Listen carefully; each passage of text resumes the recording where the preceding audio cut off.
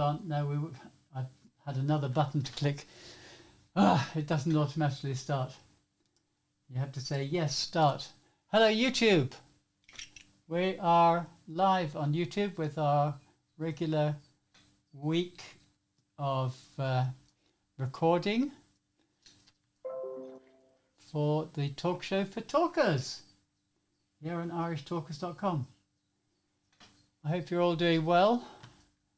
And we're about to start recording. We're missing one of our presenters who's got delayed, so we're going to go straight into the second segment of this week's show.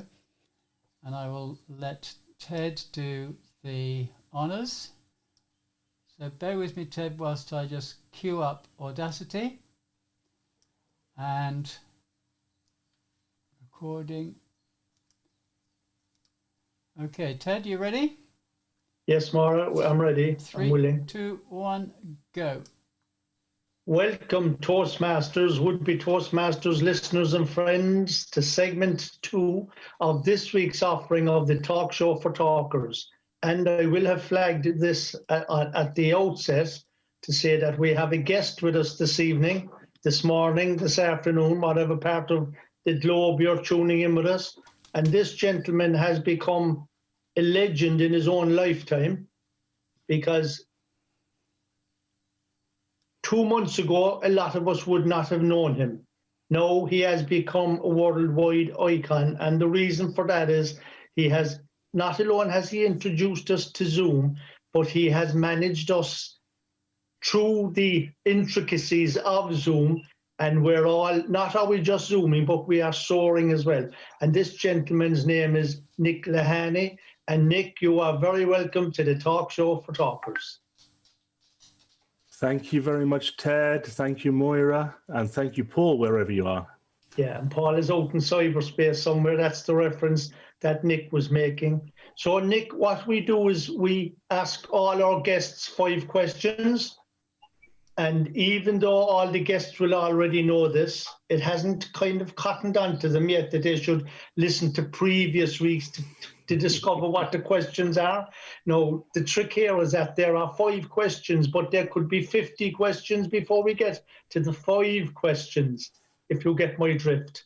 Okay. So we like people to relax, slouch into that red chair, put your arms on the armrests, relax, smile, and if you have something like a cup of coffee or a cup of tea, then or even a glass of water, or is that gin or vodka?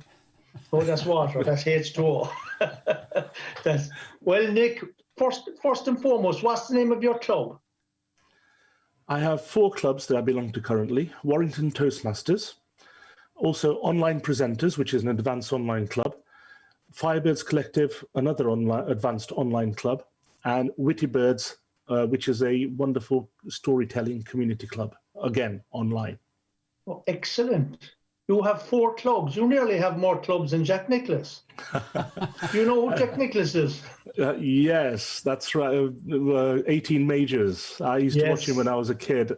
Oh, yeah. And sure, you're only still a kid, really. In fact, I'm only 25. 25. Well, the story that I gave in segment 1, you wouldn't have been around for that, but that's a different thing. Now we're on segment 2 now, so we're going to carry on. So 4 clubs. And what actually brought you to Toastmasters? I've always been in front of audiences, but I know that I had difficulty when I was young, to speak in front of more than 1 or 2 people.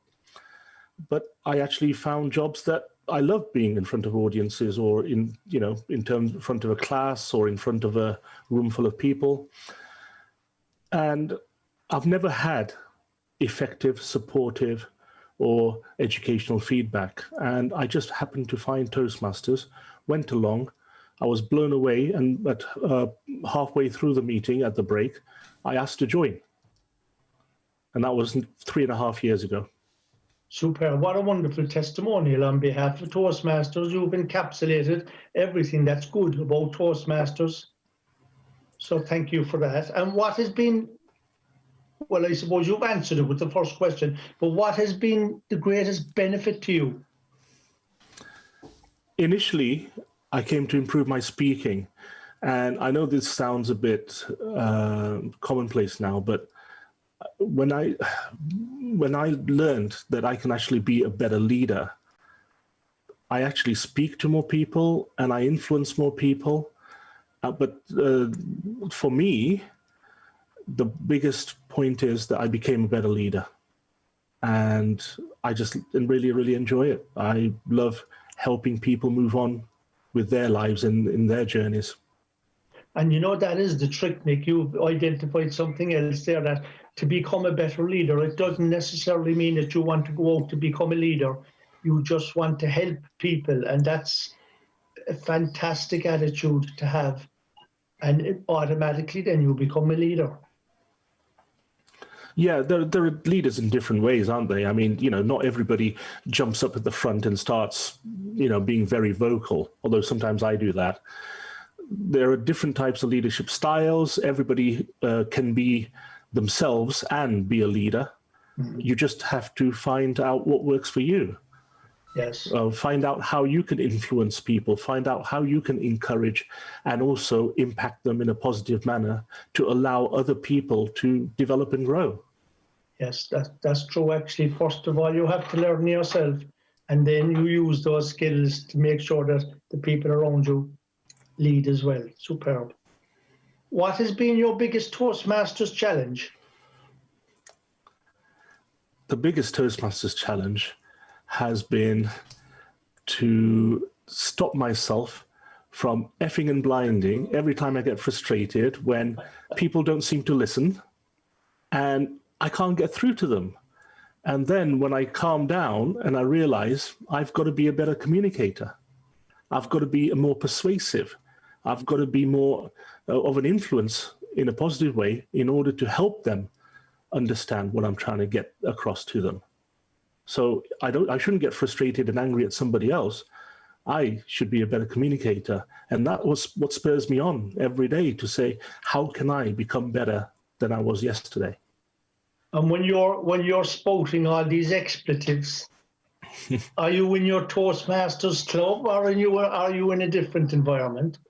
I'm normally at the computer on the phone, or just, you know, could have just read an email about something.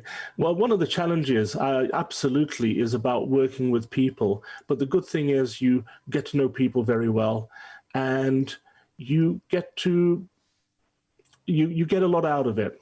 You get a lot out of it. But definitely there are times when you think, well, in a work situation, this wouldn't happen. But then this isn't a work situation, is it? So you have to sometimes remember that. It is really important. In fact, in some ways, it's more important than work, because when you take on an officer role or a district role, you actually have promised that you will actually fulfill your duty. And when things don't happen like that, it can get frustrating for others. So if you are struggling, don't forget to raise your hand and ask for help. And that takes guts and true leadership. That's a great testimonial on behalf of Toastmasters as well. So, Nick, are you in the business of communications? Yeah, actually, what I do is I help people communicate. I help people connect with others. And that could be on computers, that could be face-to-face, and that could be in terms of personally or through the hobbies or through business. What I suppose I can say is that I help, I'm a master at connecting people. Wonderful. And what's the name of is this your own company, or do you work for some other company? Yes, at the moment I'm self-employed, and what I do is I help people stand up, speak. I help people communicate with their customers. That could be through videos, or it could be through emails. It could be through other ways as well. The main thing is, people forget is they focus on the words they're using. They always forget that it's the person sitting there that you have to think about. Put yourselves in the shoes of the person receiving the message, or hearing your speak, or seeing your video. What is it they feel and think when they watch you or when they hear you? And is the name of your company Nick Lahani, or is it some other exotic title? Yeah, so it's nicklahani.com. That's NIKLAKHANI.com. Excellent. So at least now we know that, because I haven't seen that around the name of your company, because that gives us an opportunity to be able to pass on opportunities to you. Well, actually, I'm going to put my party page on there. We were talking about how to let people know about the parties. Oh, yes, true. We came to the conclusion, you know what, I'm just going to put it on a web page. I may as well put it on there. And then if somebody's interested, they can go to the party page and see when the next one is and come and have a join us. Yeah, superb. And have a chat. And Nick, I accused, no, it wasn't an accusation. It was more or less a question. But I was ribbing Garrod last week when I said, because I kind of went to your party through Garrod, and I just mentioned to Garrod, I said, how long have you been the event manager for Nick Lahani?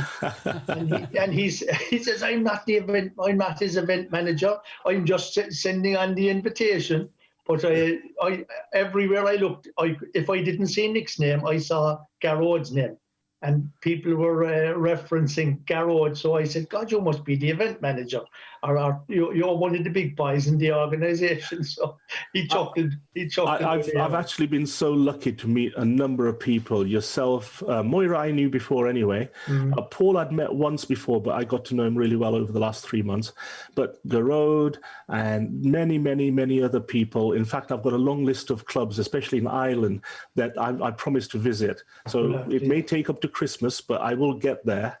Yeah, and it's so great to actually just meet some lovely people and spend time with them. We don't talk about Toastmasters all the time. We like to have a song and a dance, and we can have a laugh, and we can just have fun in many different ways. Share things. Brilliant. Well. And if you could, Nick, what would you change about Toastmasters, if anything? I think that some of the things I've seen at district level is very slow moving, slow to react. Sometimes people wait for others to react. In our clubs, I remember listening to a deck meeting where club officers were asking, well, when is the district going to provide us with this? When is the district going to advise us on how to do this? And I got on the line finally, and I said, you know, we practice being leaders in our clubs. Then just go and do it, and then find a solution yourself the best you can. Don't wait for somebody else to tell you. Do it yourself. And we need more of that. And that's what I did 3 months ago. I just said, right, I'm going to put my contest and my clubs online because it wasn't safe. Rather than waiting for somebody else, I just went and did it. And that's what I've been doing ever since. Superb. And that's how I met you. And that was something that really impressed me with you when you said, look, don't wait for somebody to tell you. Just go in and do it. You are leaders. And that's the kind of message that I try to give to people that I know in clubs who are saying, no, we're not going to do this or we're not going to do that. It's a lovely message. And what keeps you coming back to Toastmasters? I love the camaraderie, the fellowship. I love the fact that we can spend time to develop ourselves. But when we do develop ourselves, at the same time, we're helping others develop as well. Nick, it's been an absolute pleasure chatting to you. You can see there were more than 5 questions, but you did answer the other 5 questions excellently, as I would have expected. But you could see Myra was going a brighter shade of red in the background. So I said, I better get out of here fast. So the last 2 questions were asked very quickly. So thank you, Nick. No problem. I hope you'll stay with us for the rest of the show, if you can. Yes, certainly. Super. Thank you, sir. Thanks for having me. You're more than welcome. It's been a real pleasure. And I'll see you tonight at the party. Oh, yes. Well done. I'm looking forward to it. Okay, I'm not going to do the outro. I'm not going to do the outro until Paul's back because I wasn't ready for it. Okay. You want to do segment 4 now, Myra? We'll go on to do segment 4, yeah. Okay, I'll call you in, so. Yeah, let me just do my magic here first. Okay. And Nick, this will be a sort of a question and answer too, so Myra might, if you feel that you want to answer any of the things that Myra is on about, by all means, jump in. Thanks very much. Because you have the knowledge and, you know, you'll be able to answer the questions better than a lot of us here. No, everybody's got a valid opinion. So. Actually, I can remember one of the things I was going to say a while ago when we were talking about Zoom and Zoom being our Noah's Ark at this point in time. I like that. And Noah's and the Ark, fact and the fact that we're stuck in this COVID and we're in lockdown and all the rest of it. A friend of mine said to me recently, he said, if they don't open the pub soon, I'll be an alcoholic. Yeah. It's like an oxymoron, you know. That's very funny. Yeah. I like oxymorons. Mm. It's my favorite kind of moron. Yes, the same here actually. Yeah. Okay. The last one I had actually, Nick, the back wheel fell off and I struggled for a while.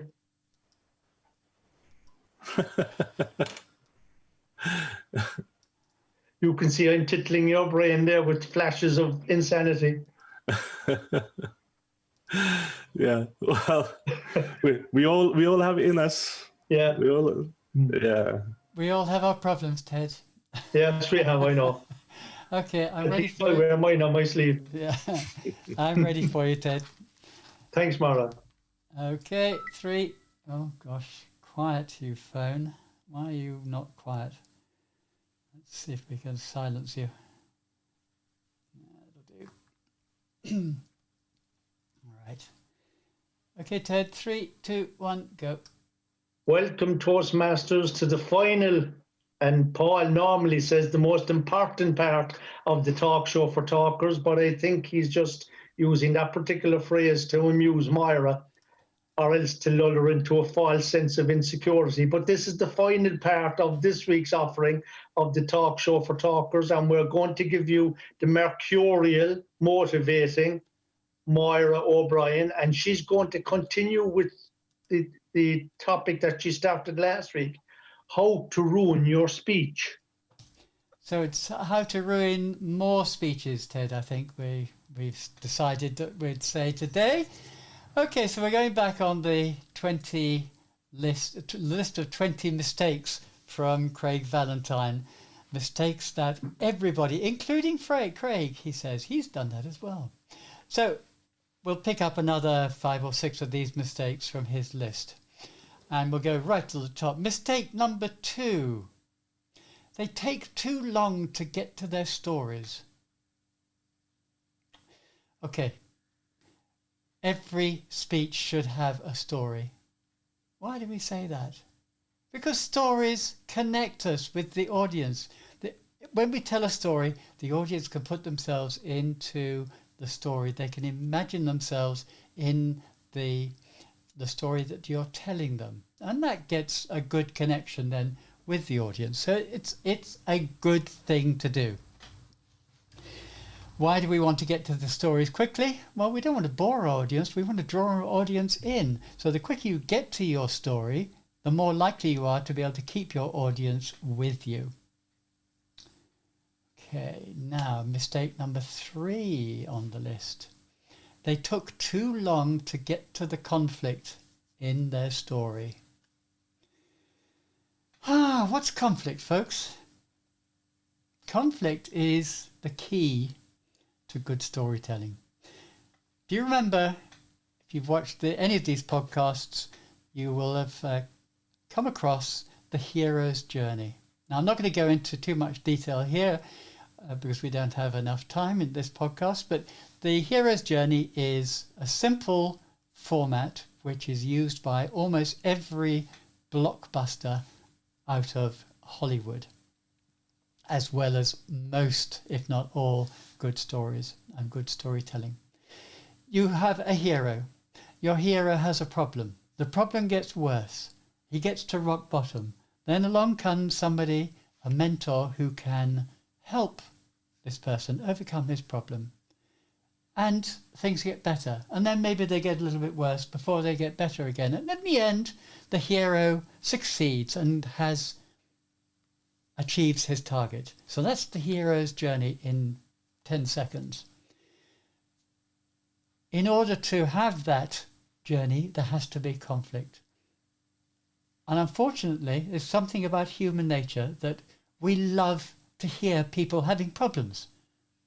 Maybe it's because the problems are not happening to us, they're happening to somebody else. So we can project our fears and our anxieties and our insecurities onto a fictional character that somebody's talking to us about.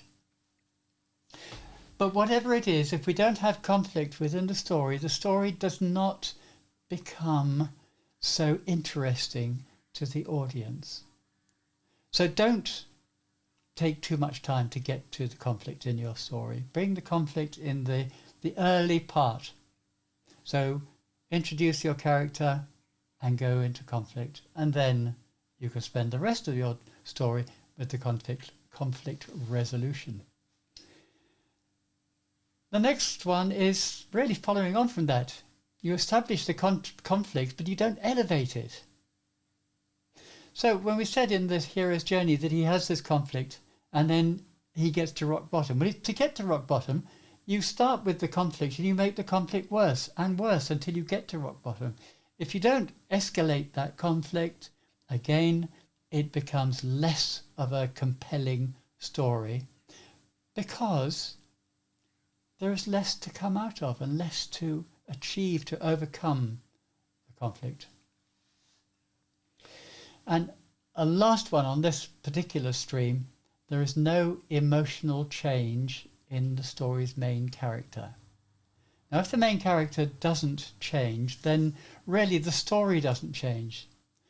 Your story is about the main character and what the main character goes through when he's going into his conflict, when he's reaching rock bottom, when he's coming out of his conflict and he's beginning to succeed. And if your character doesn't change emotionally, then you're losing a lot of the power of the storytelling. Because storytelling is all about change. Okay, so we'll move on now from that and we'll go to, let's see, mistake number 9. They don't use a mix of anchors. Now, what do we mean by anchors? We mean stories, analogies, activities, acronyms, audio visuals, rhetorical devices, anything that keeps the energy going in your speech. You want to keep the energy high. You want to help the audience remember your points. So you want to bring in different things just to keep the momentum of your speech going. Right, going down the list. Can I just jump in there, Moira, please? Absolutely, jump in. Please do. All the points that you've just been making about not getting to the story in time, or not enough conflict, or not, the conflict actually, not accelerating or escalating. All of these things are, people can understand not only in speeches and in stories, but they can watch any kind of Hollywood movie.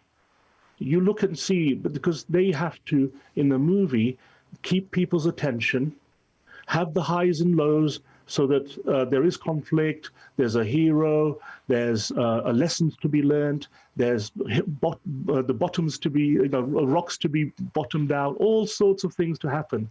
And then there's a change, there's a redemption, there's a change in attitude or a change in opinion, or a restoration of relations with one's family or friends or, spouses and so on. And then comes towards the end. And if anybody sometimes struggles with the written word or with writing things themselves, have a look at some movies and take a look at how they actually structure it, because they have to keep people's attentions. They have to have the highs and lows every few minutes. You're absolutely right, Nick. As I said earlier on in this segment, that you can look at any Hollywood movie and they follow that same structure. It's almost immutable. Let's change that slightly. Not just any Hollywood movie, but all the successful movies follow that same structure. And all we're doing is replicating that to a degree in the way that we give our speeches. we want to do exactly the same thing. We want to inspire, we want to give information, we want to educate.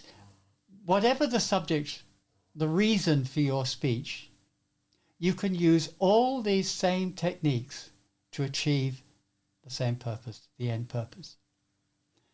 Okay, let's move on to number 11. They don't give looks before, during, and after delivering their lines.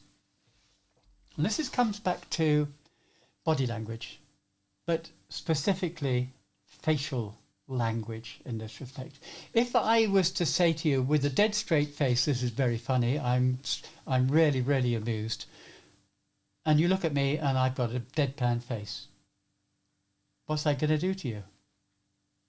You're going to say, well, she's not amused. Her face does not reflect what she's saying. But if before I say that, I break into a big smile because I'm thinking about that funny thing I'm going to talk about, and then I talk about this funny thing, and then I react to the audience because the audience then hopefully is going to laugh at whatever this funny thing is. So there could be 3 changes of expression throughout that. There's the smile at the beginning, then maybe not quite such a smile as I'm telling it, and then you get to the laughing stage and you start laughing. It could be something very sad, and you start it with a smile. Ugh!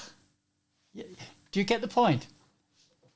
Facial expressions can be very powerful, and if you do the looks, like, okay, I'm going to speak to Nick. I look at Nick when I speak to him.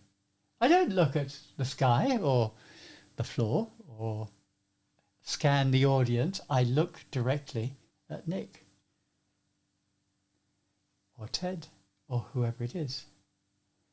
But maybe then I'm going to talk about something, move on to something that's going to affect everybody, so I can look at everybody. And maybe I can end it with something that is sad, and I can look sad. Use your face and use your facial expressions. Ted, I've come to the end of my time, but we can squeeze a few more seconds or minutes into the show. Do you have any thoughts? You're muted. I love the point that Nick came in on there because he emphasised what you had already said. And those of us who are listening, no, I wasn't listening as attentively as I should have had because I was interrupted by a very important phone call. But I hope you weren't capable of lip reading. But I think that was a fantastic interjection by Nick because he explained exactly what you were telling us. Just watch any of the movies. What came to mind actually when Nick was making his point, I was thinking of all those fantastic James Bond pictures.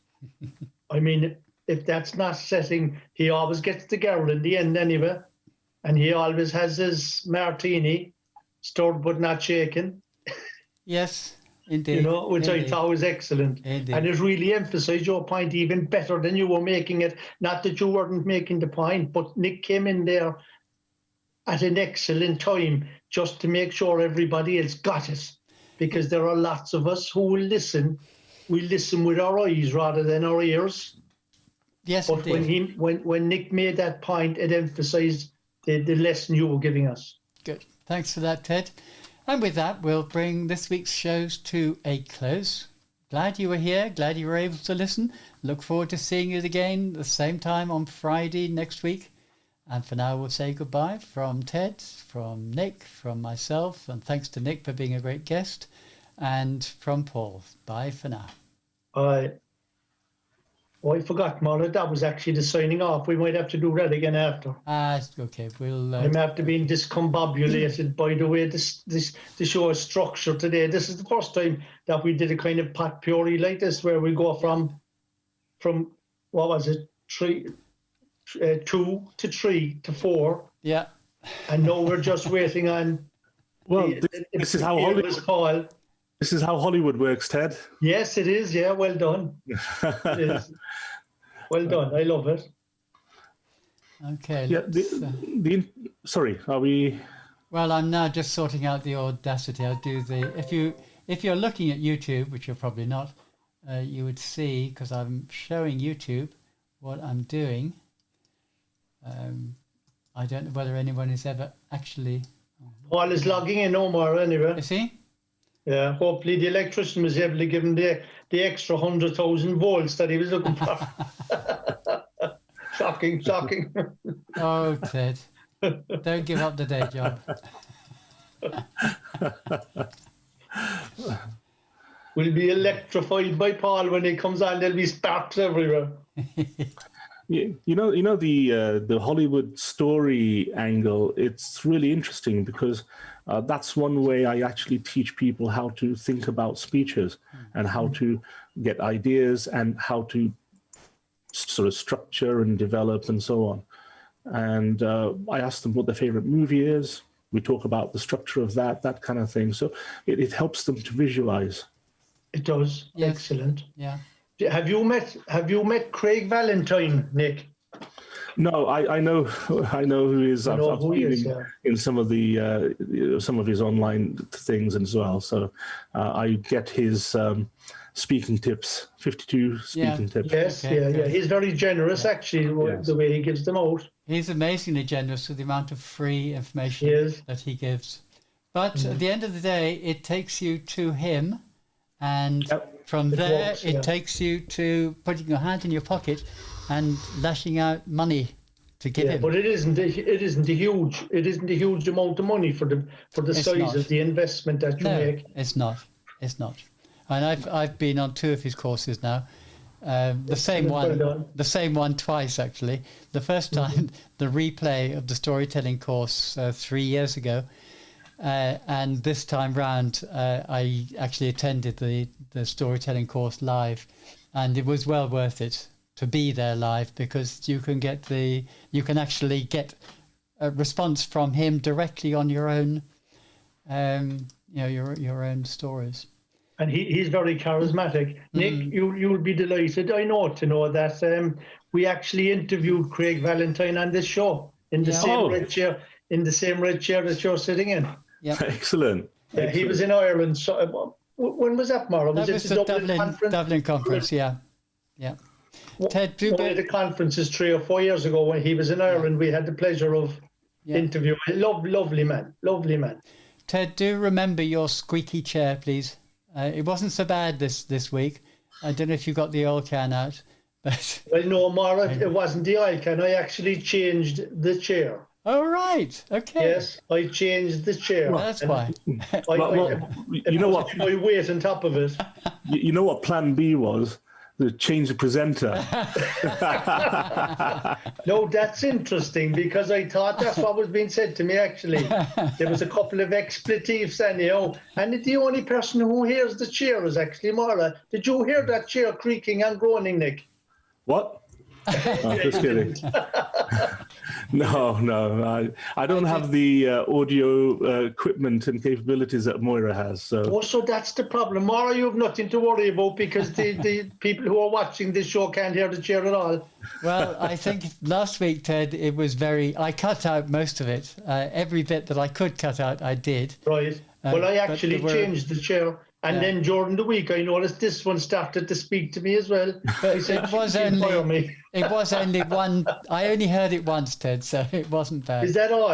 I must have been pulling myself along the flooring that I have here, so that's what the noise was. I don't know where Paul is. Will we go on to the first part, Myra? Because Paul is obviously out in cyberspace looking at the stars. Yeah, it was 4 minutes ago. He said he was logging in. Yeah. That electrician mustn't have done the job for him.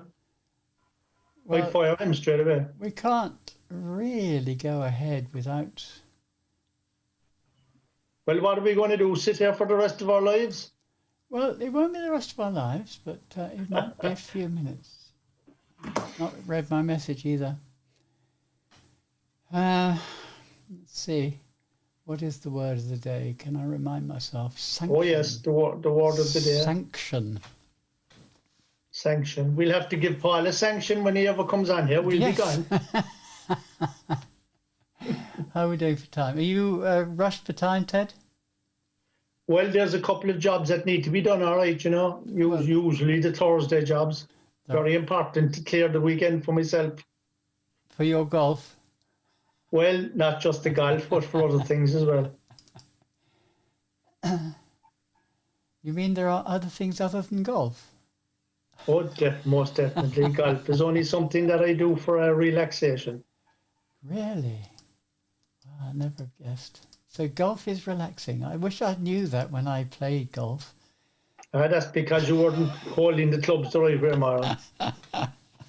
No, Ted, it was the 10 miles that I would walk to do the however many miles, 1.25 mile Well, if course. you were walking 10 miles, Myra, you must have been hitting the ball left, right all day long. Soldier golf, we call that. You got it in one.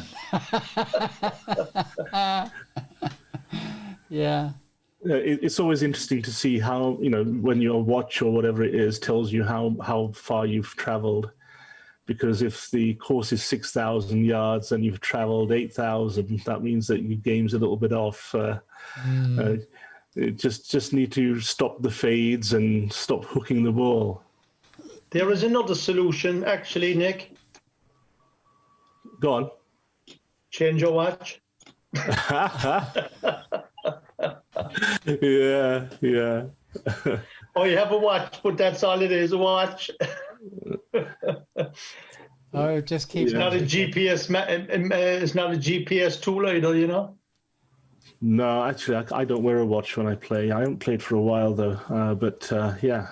Yeah, I don't wear a watch when I play either. It would be bad for the watch, I'd imagine. Yeah, maybe. Yeah. But are you joined the club, Nick? I play at the old Ther hotel groups over here. Right. So there's a lovely course in Mottram, St Andrew, just south of Manchester. It's about 15-20 minutes from me. And it's not like a proper club as such, because what you do is you pay for an annual membership, but that allows you a certain number of points and so on.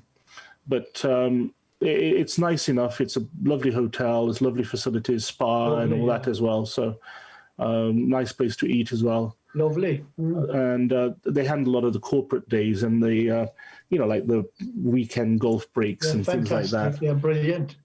Sounds lovely, actually. Yeah. Often it's during the winter time. It's usually open most days over the winter. Right, apart from obviously the real heavy snow or something like that. Yes, a little bit like our own club. I'm joined a club called Mallow, which is a town just north of Cork City, and it's a fantastic golf course. Great golf course. And in actual fact, what's very interesting? It's amazing how nature looks after itself. I haven't played on that many golf courses since the lockdown, but I've played in our own course since it opened up there 3 or 4 weeks ago, and the state of the places it has never been as good as it is at the moment. And from friends of mine who I talk to about their golf and their courses, all the courses are the same. Isn't it amazing how nature looks after itself? But they also need to get the people to actually go and do some of the more intricate things as well, don't they? Yeah, of course. Oh no, you're bang on. But the state of the course, the greens, the tee boxes, the fairways, the trees around the place, the flowers, everything is magnificent at the moment. Absolutely magnificent, because the courses got 8 weeks, 3 months of a rest, which was fantastic, And the weather was pretty good as well. And the weather was superb for growing grass. We got the heat when we needed it. Now we're getting the rain when we need it. Like the farmers, particularly, I'm living in an agricultural area here now, and the farmers around here, some of them would love to have rain in one field, while the other field they'd want to have sunshine. But they're definitely after getting what they've been praying for this year. Rain at the right time and heat at the right time. And we have to say we're delighted to have the magnanimous Paul O'Mahony with us. Unmute yourself, Mr. O'Mahony. Magnanimous. Magnanimous. We'd like to introduce you to our guest, Paul. Nick Lahani is his name. Nick Lahani. Hi, Paul. Lovely to meet you. That's an interesting name, Nick. Could you by any chance have been born in Africa? Yes, actually, but I'm of Indian extraction. But yes, you're totally correct. I was born in Africa. Which country do you think? Oh, I would make a guess. Judging by the beard, I'd say maybe Uganda. Spot on. Uganda, oh sure, he obviously, wow. he has insider knowledge. Because I wasn't too far away there when I said Kenya. Well, the arrival of people who are called Ugandan Asians in the UK was Ugandan the biggest, Asians, that's lovely. arrival of people into the UK from other countries ever in my lifetime. And it will only be surpassed by the arrival of 3 million people from Hong Kong if 3 million of them should decide that the UK, which is going ahead with Brexit, is where they want to live. Well done. Paul, I'd like to inform you that since you're still in Ireland, that the hairdressers opened on the 29th. I can see yours, Ted. I want to compliment your hairdresser. Look, I have a fine head of skin. You have a fine head of hair. Is yours a number 1 or 0.5? Number two. There's only one up there, actually, but the rest of it is number 2. Tell me, have you already interviewed Nick Lahani? Yes, you'll have to wait until Saturday now to listen to it. Well, we couldn't have had a better guest. That's all right. I agree with you. But you say that to all the guests, Paul. Well, I tell you what, when Dan Rex rang me this morning and said he'd heard that Nick Lahani was being interviewed, he said, be sure to give my best wishes to Ted. And he and the whole of the Colorado team will be clued in to the episode when it comes out. So I hope you did a good job, Ted. Yeah, actually, Paul, you've just piqued my interest. You mentioned the place there now, Colorado. I'm going to tell you all a very interesting story about Colorado. Colorado is one of the only places on the planet where cows and buffalo cohabitate. And the interesting thing about cows and buffalo, and this is a life lesson here, lads, the interesting thing about cows and buffalo is that they're both wired differently. So when the prevailing winds are coming from the west, which means the weather is going to become inclement, cows run to the east. So they run away from the storm that's coming. But inevitably what they're doing, they end up running with the storm. So they prolong any pain that they're going through. Buffalo, on the other hand, his brain is wired completely different. What the buffalo does is he waits until the storm is at its height, and then he storms into the storm. He runs into it. Now, the pain is a lot more, but it's over a lot quicker. So there's a philosophy there, and it comes down to ourselves. What kind of an attitude should we adopt? If you run away from your problems, you'll never solve them. You'll prolong the grief. Whereas if you adopt a buffalo attitude, you'll dive straight in, you'll eat that frog early in the morning, and everything after that is easy peasy. I think that's great. Nice little story. Which year did you win the World Championship speech with that? I mean, that's a real global message of immense significance. Thank you. I haven't entered it yet. Well, I tell you what, you're on a winner there. I think I might do next spring. Yeah, well done, Nick. And you're more than welcome. Just reference TM. Excuse me. If the word gets out that Nick's speech about Buffalo is not original and that it's lifted from Ted Melaniphy, I'm afraid the judges might have a I know all he has to use is, all he needs is 75%. That can only be 2.5% there, that little piece, because Nick will embellish it and he'll show us the buffaloes and he'll show us the cows running against and running with. So that should be interesting. Actually, you piqued my interest now, because we haven't done the first section yet. I know you have an interesting quote today, but I'm going to give you a story to back up the quote as well now that you have me on a roll. We might do the show like this in future, Myra, that we do every part before we do the first part. Without Paul. Without Paul. Yes.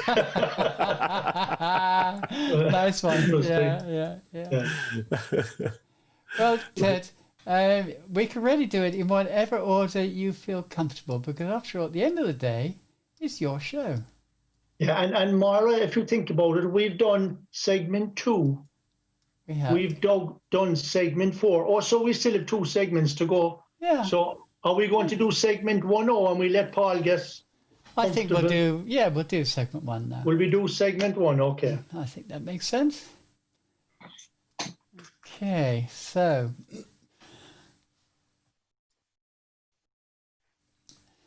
let's get back to Audacity. And it's all keyed up and queued up. By the way, is this going out live on YouTube? Of course. Yeah. Of course. Oh, I should look interested then. You should. I'll have to retract those comments I made about your fine head of hair. But we did know that you had an electrician in much earlier on. Yes, I did make that connection. That maybe the hair was standing up on end. Yeah. It's like Back to the Future. Yeah. Well, I shan't elaborate on this, but one of the main reason the electrician came was to ensure that there was some hot water in the apartment. I've been in this apartment. There's no hot water there either. I've been in the apartment since Monday without any hot water. I leave you to fill in the blanks yourself. Were you without hot water, or were you just without electricity? Hot water. Oh.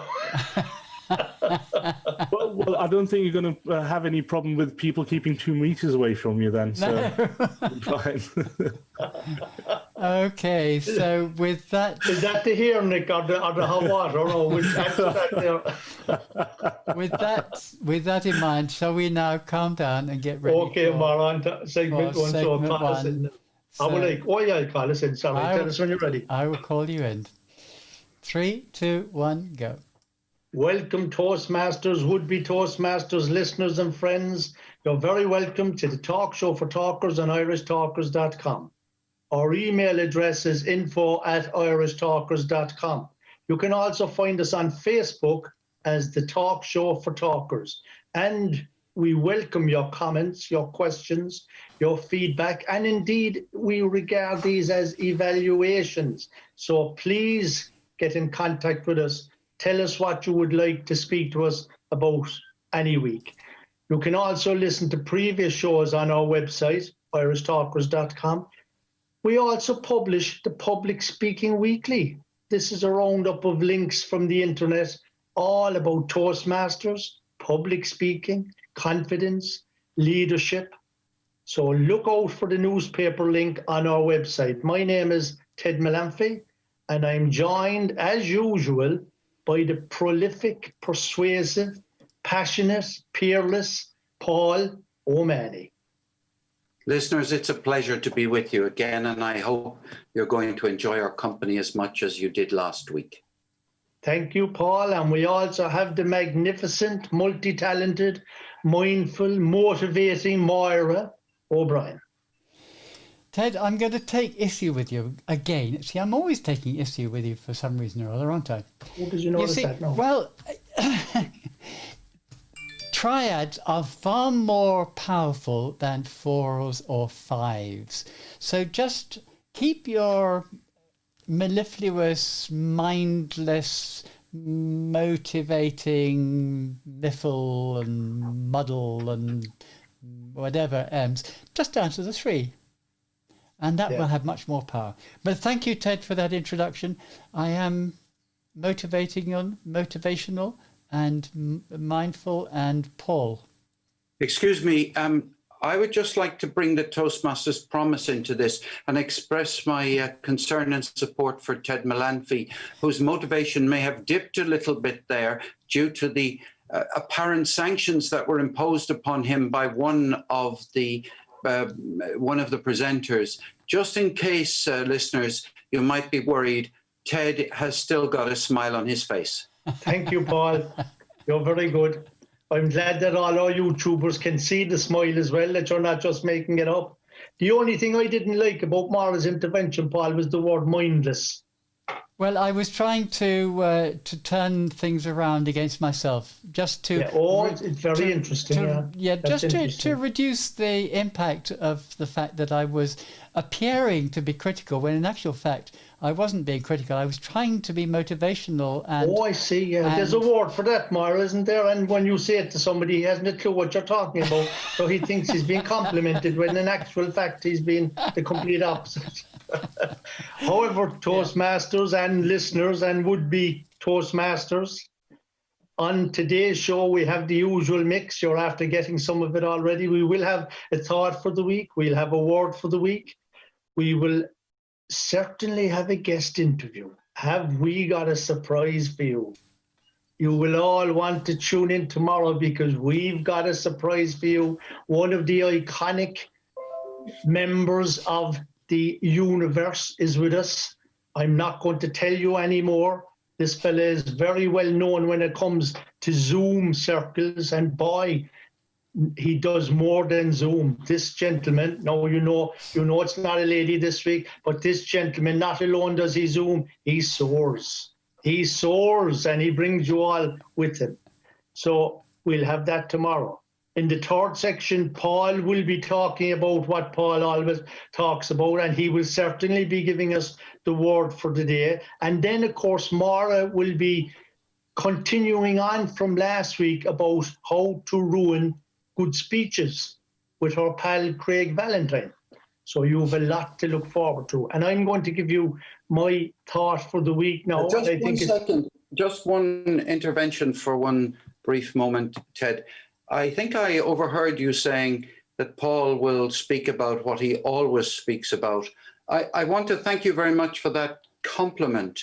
Listeners, Ted clearly believes that what I'm going to talk about today, which is high-performance leadership, is what I always speak about. And in a Toastmasters podcast, if you promise to speak about high-performance leadership, you get an education award. And so I have to say that was an unexpected appreciation, Ted. High performance leadership, Paul. You could introduce me that way in future. We have on the show today. Yes, you're right. There's a bit of alliteration there, Paul. That'll be good. Thank you, Ted. Yeah, well done, Paul, and thank you for that as well. And I should have also said that this gentleman for the last 2 days is officially the Division A director. Way! Well done, Mr. Division Director. And if that's not leadership personified by Paul, I don't know what is. I'm going to give you my thought of the week because I have another couple of words I want to add to it. But my thought of the week for the week is this one. The most important thing in the Olympic Games is not to win, but to take part. Just as the most important thing in life is not the triumph, but the struggle. The essential thing is not to have conquered, but to have fought well. And that was given to us by Pierre de Coubertin, who was the official founder of the modern Olympic Games. So what would you think of that, Myra and Paul?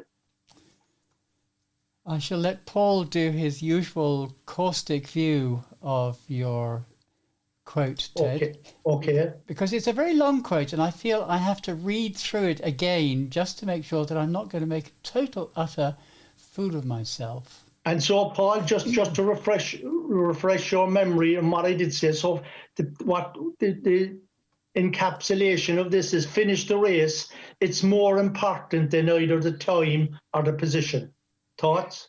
Well, Ted, that is the essential connection between the Olympic movement and Toastmasters International. You see, Ralph C. Smedley was himself an athlete. in the area of communications. And he was very, very keen to ensure that the very most important thing of all was not the result of your project, but the effort you put into completing in Toastmasters about self-development and learning. We are really bringing together the ideas of those two great thinkers and workers, the man who set up, that wonderful French man who set up the Olympics, and that wonderful American Ralph C. Smedley. So they're actually fine bedfellows. That's what I think the quotation means to me, Ted. That's lovely. And you know what I'm going to do, Paul? As I mentioned earlier, you kind of perked my interest here, and then my creative juices are flowing at the moment. I'm going to give you a little story to go with that quotation. And a gentleman by the name of Bud Greenman is a TV producer. And in 1968, the 1968 Olympics, just after the marathon, he was packing away his gear following that particular Olympics Games, which you and I would have watched, Paul, in Mexico City. It had been over an hour since he had preserved for posterity the elegance and poise of the iconic Ethiopian runner Mama Valde as he cruised almost effortlessly across the finish line in a time of 2:20.26. An assistant came running up to him yelling, "There's one left, there's one left, you'll have to film him." And sure enough, into the darkened and almost deserted stadium hobbled a heavily bandaged and clearly injured competitor. Each step caused him to wince painfully. John Stephen Akwani, the Tanzanian competitor, had fallen badly in the 11th mile while jockeying for position. In the fall, he dislocated his knee and badly damaged his shoulder as it was rammed against the pavement. The few remaining spectators inside the stadium began to cheer and clap as Akwani struggled to reach the finish line. As he crossed it, he fell for the second time, clutching his knee in agony. The crowd roared their acclaim. Greenman had recorded every scintilla of that excruciatingly painful, courageous, and emotional finish. In addition, he got to interview Akwani immediately after the race. "Mr. Akwani, why did you bother to finish the race, given your injuries, and knowing full well you had no hope of winning?" "Mr. Greenspan, I don't think you understand. My country did not send me 5,000 miles to start the race. They sent me 5,000 miles to finish it." Akwani was the last to finish in 54th place, but 75 had started. And that is a story that I think is heartwarming. So the learning from this for me is that winning is not nearly as important as it's cracked up to be by society. And long after the disappointment of defeat has dissipated, what will remain for those who participated will be the insatiable thrill of competing. It was what Pierre de Coubertin had in mind when founding the modern Olympic Games. What would you think of that? Well, Ted, what struck me most about this quotation was how we can relate this to our Toastmasters journey.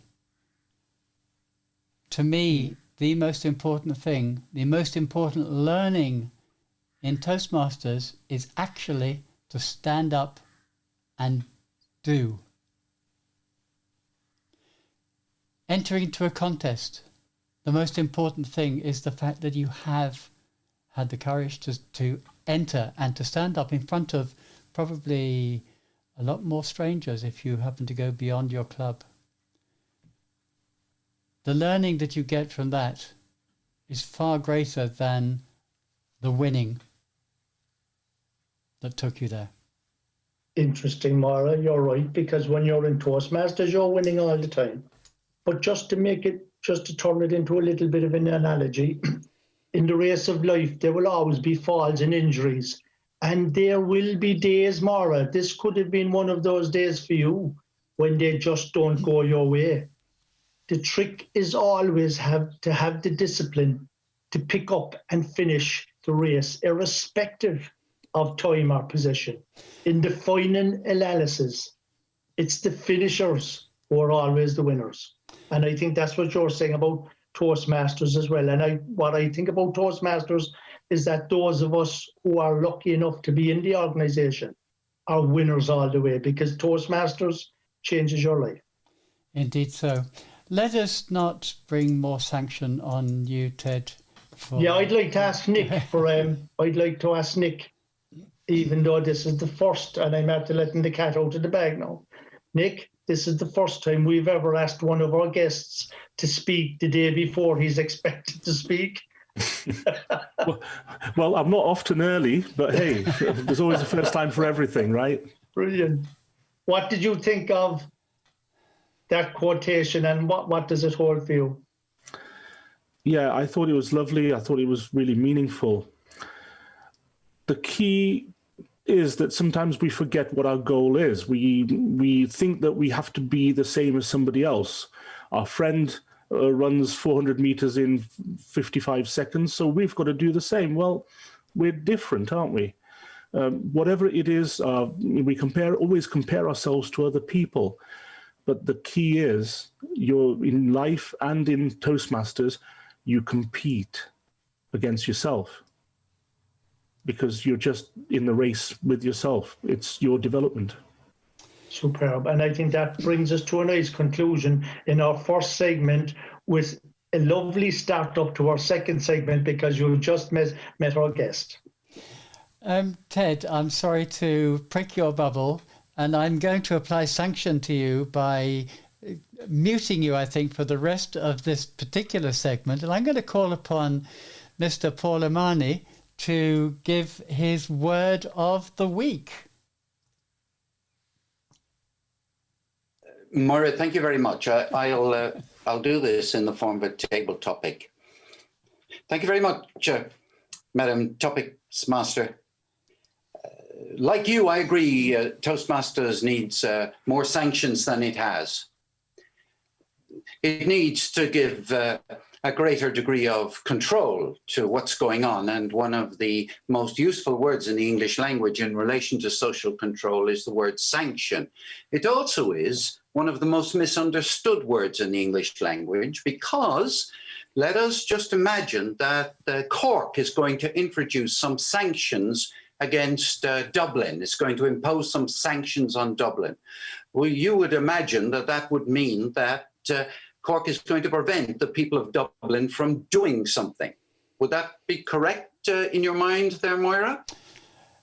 Absolutely. Yes, I agree entirely. Absolutely. Yes, absolutely. So the key point there is that sanctions is associated with prevention, putting obstacles in the way of importing things, extra taxation.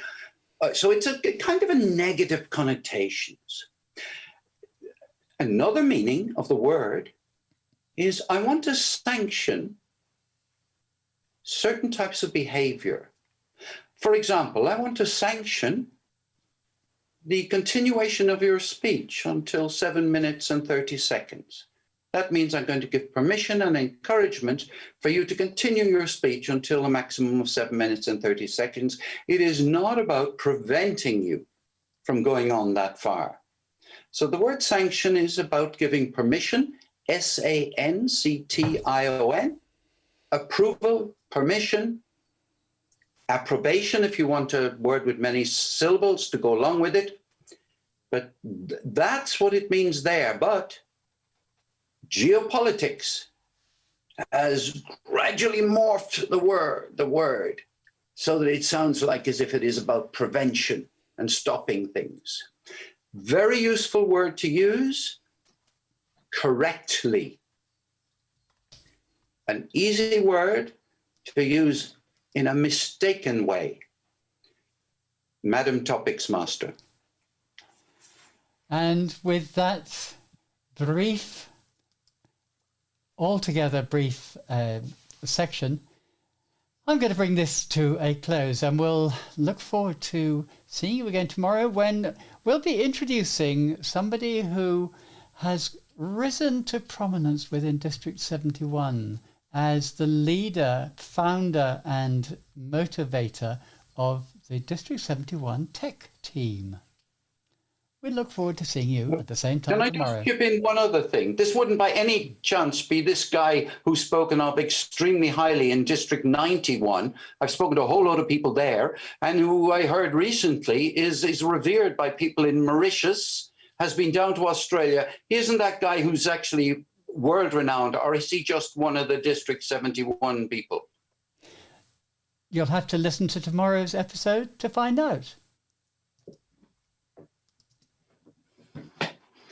Well done, Paul. I rather like that intervention. Moira, Yeah. you're very much a forerunner in that group as well. So please, we Well, one of three. I hide my bushel under a lantern or something. No, she well knows that, Nick. You don't have to tell her all. Myself and Paul have to keep her on track there at times.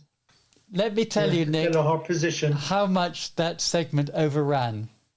Right, the segments are generally around 12 minutes, but we allow a couple of minutes extra should need to arise. That was 6.5 minutes over. Yeah, that was because I broke into the Olympic message. Well, we'll have to see how we can edit that. I have no idea. You Editing just have to leave it run for an hour and a half this week. well, editing 6.5 minutes is quite That's a bit chore. much, all right, John. Yeah. Okay. But you so, can cut out all that lovely story that I gave you. No. Well, yeah. Can we move on to the next section, please? Yeah, we'll have to move on to Paul's section. Sadly, we have to move on to Paul's section. Yes, I mean, it's the weakest section of this week's show, so we might as well get it over with as quickly as possible. Now, Ted has upset me by going off screen, which means that my screen is now messed up. Sorry, YouTube. Allow me to just change my system back to 3 people, and here we go. Right. Welcome to part 4 of this week's Talk Show for Talkers here on irishtalkers.com. And let me remind you that our email address is info@irishtalkers.com. Our website, of course, is irishtalkers.com, and you can find us on Facebook as the Talk Show for Talkers. And we welcome all your feedback. So let's, without any more hesitation or further sanction, go into our third presenter, which is Mr. Paul O'Mahony. And Paul, you're going to talk this week to us about? The title of this episode is High Performance Leadership by our division.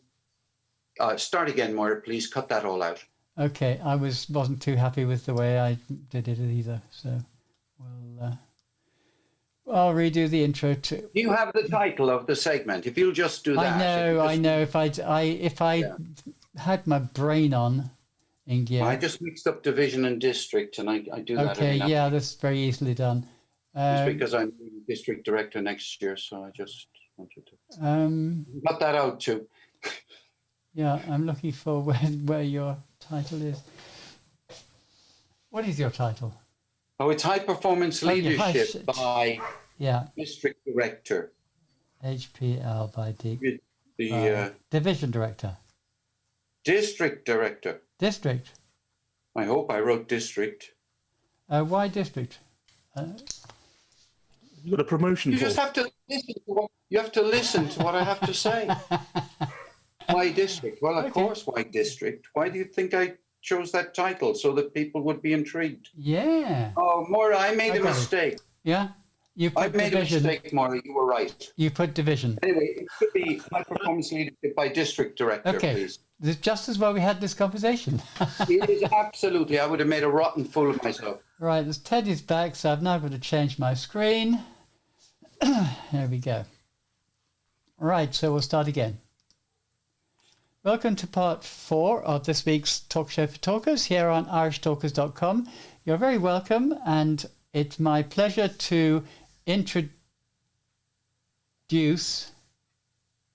Thank you very much, Ted. Oh dear, we'll get this right one day. Pedro, shut up! Sorry about that. My dog is barking. What are you doing, Pedro? What's up? Hey, baby. Now, you go out. Go on, out, and no barking. Thank you. Sorry, YouTube. I shall, where am I? I'm number 2. Okay. All right. Welcome to part 3 of this week's talk show for talkers. You are most welcome. Let me remind you of our email address, which is info@irishtalkers.com. Our website is, of course, irishtalkers.com, and you can find us on Facebook as the Talk Show for Talkers, where I hope you're going to leave us loads of feedback, because we do love to hear from you. You can always email us, of course, as well. It's time now to hand the metaphorical gavel over to Paul O'Mahony. And Paul, this week, has the intriguing title of High Performance Leadership by a District Director. Paul, enlighten me. Friends, listeners, Toastmasters, lend me your ears. Have a little knotty issue to discuss with you for a minute. The most misunderstood and underappreciated set of initials in Toastmasters, what are they? What would you say they are? The most misunderstood. No, it's not DTM, not DTM at all. It's HPL. HPL. Those letters are understood by almost nobody. Almost nobody understands what HPL means. And yet this day, or actually it was yesterday or the day before, depending on when you're listening to this, we had a terrific demonstration of HPL. Well, by our district director, who shall not be called a DD. I am railing once again in my own way against the use of initials, but let's talk about high performance leadership. High performance leadership. Toastmasters, you could say, was established in order to give people an opportunity to become high performance leaders through the art of a superior communication, through the art of being able to speak in a clear, concise, influential manner, in a way that audiences would find moving, and in a way that would enable people to get a better position in society for themselves and their family and their whole community. High performance leadership from Jared Mannix on the first day of him being the District 71 leader. What did he do? Now, most of you won't know what he did because you won't have read the special edition of the district newsletter, which our new public relations manager, Elizabeth Jordan, has sent out. It contains a link to a video on Vimeo. Vimeo is an alternative to YouTube. And in this, Jared Mannix, in his role as district director, addresses us all, talking to members of Toastmasters, not the outside world, talking to the members, particularly members in District 71. And what on earth is our new leader going to do for next year? This is critical. Everybody wants to know how on earth is the district director going to lead? Now, John Cox led with the idea of excellence. That was his biggest single word that he drove through, or did his best to drive through the organization. What's Jared Mannix's one? Jared Mannix has focused on a Toastmasters promise, the promise that every member makes or every person makes when they apply to be a member of Toastmasters. You promise before you apply, or before your application is approved. There are 10 elements to Toastmasters promise. Now, Jared Mannix has encouraged people to focus on that during the year as the number one thing. He has said on two previous occasions in public that he regards that Toastmasters promise as going to be the mission that he's going to carry through District 71. I sat at home in my desk watching the laptop during the one of the recent events where I saw Jared Mannix give a presentation of his view for the coming year. And I nearly fell off the chair because I, like everybody else, hadn't a clue what Jared was going to say. But suddenly he comes out with the thing that has meant most to me ever since the day that I applied to join Toastmasters back in 2015. Now, I've said before on this podcast and in lots of other places, I consider it to be the number one, the most valuable piece of collateral that Toastmasters International has. It's a personal view, I hold it very strongly. I won't repeat it here. But you can imagine the delight I felt sitting there quietly in my office, waiting for the leader's message. And what the leader comes out with is what I call high performance stuff. It's about values, it's about behavior, it's about education. And it begins, the very first one in there is that I promise to attend my club meetings regularly. I hope I've got the exact words. And when I saw it first, I thought, oh, that's not terribly inspiring to say I'll promise to come to the meetings. I come to the meetings, I go to sleep at the meetings, I go home, and big deal. I just show up in body. But no, you see, coming to the Toastmasters meeting means that you're available to give support to other people. It's not just take. If you want to make a speech in Toastmasters, you need about 6 people to support you. You need somebody to evaluate you. You need somebody to time you. You need somebody to watch your quality of your language. You need somebody to watch whether you're able to maintain fluency, appropriate fluency. You need somebody to be able to introduce you. You need about the whole team of people to support you in your development. If you don't turn up when somebody else needs support, well, let's use very crude language here. What use are you? What use is it having you in your local club if you don't turn up? You're a drawback. You're a burden on everybody else. You're a taker. You expect, oh, I'm turning up to do my speech now. I want to get my whatever award you want to get. But if you weren't there for other people, ask yourself. And that's why it's the number one thing. Unless you're in the room, you're not in the room. You don't show up, you don't show up. If you don't show up, you can't demonstrate respect. You can't demonstrate integrity. You can't demonstrate excellence. And you can't demonstrate the fourth value. I'll leave you to mention that one yourself. Look it up if you can't quote it fluently. But above all, Jared Mannix has said, and this he brought to life by recommending the other day when I heard him speak, he recommended that every club president pick an element out of the Toastmasters promise and do a very short little presentation of it at the very start of every single club meeting. That is radical thinking. Radical thinking. New, fresh.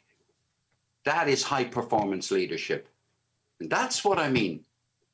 That's why people come to Toastmasters, to learn, to behave like Jared Mannix behaved in that video yesterday. Thank you, friends and listeners.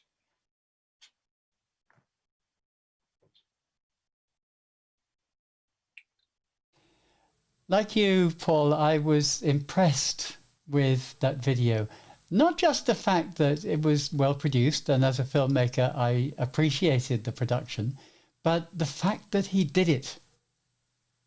And to the best of my knowledge, no previous District 71 leader has actually gone onto video on the first day of the new Toastmasters year, let alone later in the year, to give an inspiring message. Full marks. It'll be interesting to see if we get a series of fireside chats from Jared during the year.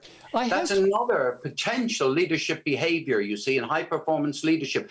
Think about the influence that fireside chats have had on world history and the way in which they've been used by powerful leaders. Indeed.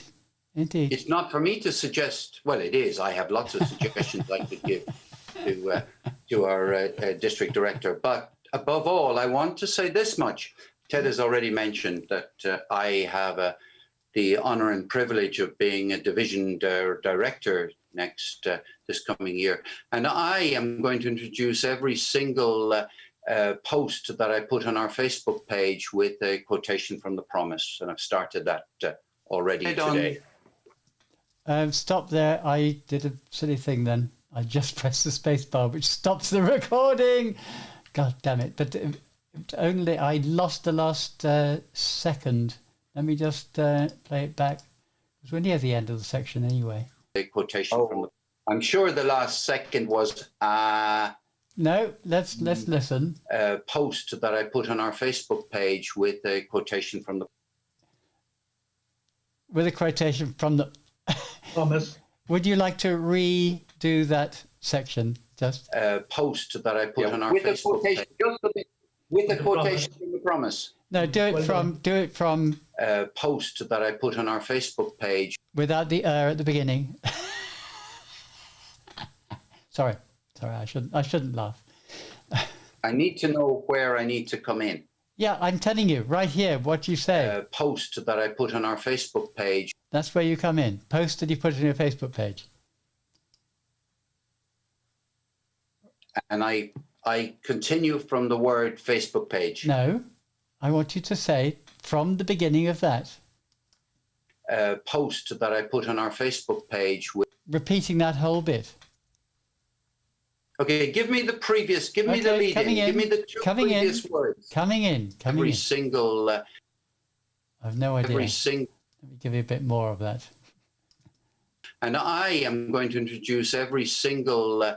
Every single post. Okay, I'm going to do it from and I. Okay, I'm going to do it that's from fine. and I. That's fine. That's fine. Let me just put that there just in case. Okay. You stupid cow. Cut that bit out, will you? No, I shall leave that bit in. It's there for posterior in YouTube anyway. 3, 2, 1, go. And I am going to quote from the Toastmasters Promise at the start of every single post that I publish on Division A Facebook page throughout this entire year. Congratulations on that. And I have to say that I need to congratulate you anyway for the posts that you are currently putting up on Facebook. I hope that you continue throughout the year with the engagement that you are receiving from members throughout the division, because it is getting a lot of views. So well done, and let's hope that continues. I'd second that actually, and Paul, I agree with you with regards our division director, because I think this new season has started off in a very positive fashion at a particular historical time of the organisation. Well, it's also... I hope that positivity continues on throughout the year. I'm sure it will. Well, when someone does something good, it's worthwhile picking up what they've done that you think is good and highlighting it. I agree. You know, so even if you don't like all the other things they've done, you just find something good that they've done. And that's something I learned a very long time ago. And it's the same thing when somebody does a speech. You don't like any of it. You think it's dreadful. You think it's awful. Find something. Mm-hmm. Good evaluation, yeah. With that, we'll bring this segment to a close. Thanks a lot, Paul. Do join us again tomorrow when I'm going to be talking about more ways in which you can ruin your speech. We'll see you then. Okay. Well done, guys. Thank you, Nick. Thank you, Nick, for being a great guest. For being a great Pleasure. listener. Thank you very much, guys. Thank you for having me, and it's been a pleasure. And this teaches me one thing. Next time, let's do it 7 o'clock on Saturday night, because then I'll be a bit more relaxed. Except this Saturday night, you won't be relaxed because you'll be winding up for the show. Is it 8 o'clock or 7 o'clock? For the party? Good question. Well, the really good, important guests are invited at 7, so you guys can come at 8. I have a lovely story. I have a lovely story for you. Have we time? Myra, have we time? Well, you know, we're still on YouTube. All right, We're still are we on, off? just, Are we on YouTube? Yeah, just remember, we're publicising to the whole world. Yeah, well, I kind. won't give you the lovely story, so I'll give kind. it to Nick privately some other time. Well, in which case, And what about the story, Ted? let's bring the YouTube stream to a close. Thanks for watching, those of you who did, and we'll see you online again next week. Bye for now. Bye. Bye from me. Bye from Paul. Bye from